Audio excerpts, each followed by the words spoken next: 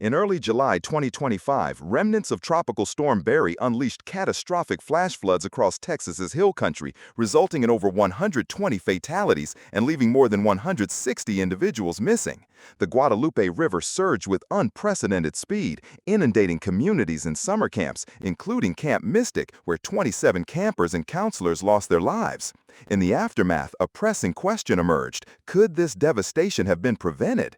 This is the story of the Texas Way and why the most disaster-prone state in the United States seems resistant to preparing for the next catastrophe. This tragedy underscores a recurring pattern in Texas. Disaster strikes, the state recovers, but it often fails to invest in meaningful prevention for the future. Just months before the flood, House Bill 13, which aimed to establish a statewide plan to improve Texas's disaster response, including better alert systems and a grant program for counties to acquire new emergency communication equipment, was defeated in the legislature over cost concerns.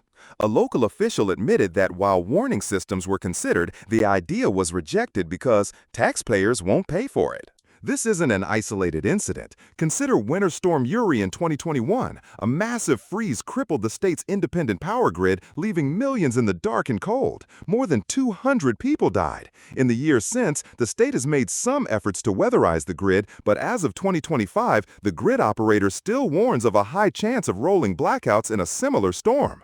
Or consider Hurricane Ike in 2008. The storm slammed the coast and was a near miss for a catastrophic blow to Houston.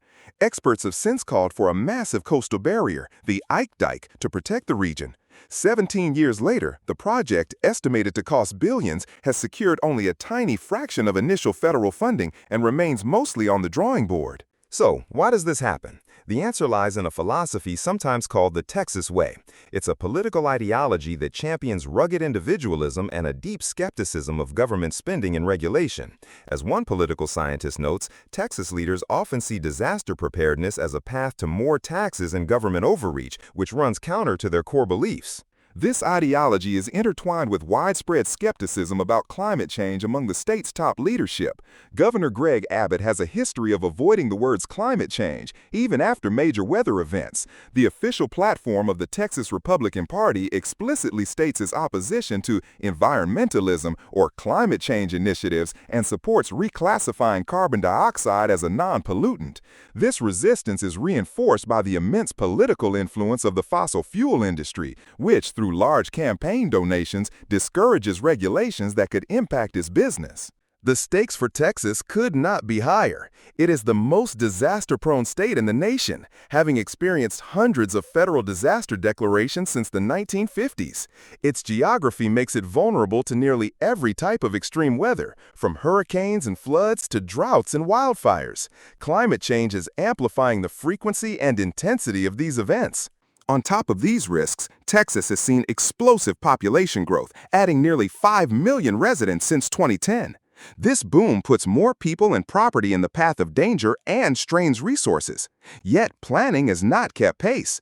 More than 100 of the state's 254 counties do not have a formal, federally approved plan to mitigate the impact of disasters, which cuts them off from certain types of federal aid. After the recent hill country floods, there are signs that this pattern could perhaps begin to change. One Republican lawmaker who voted against the emergency siren bill expressed his regret, telling a reporter that with the benefit of hindsight, his vote would probably be different now. In response to the tragedy, Governor Abbott has asked the legislature to consider improving early warning systems in an upcoming special session. The question for Texans is whether this latest disaster will finally break the cycle.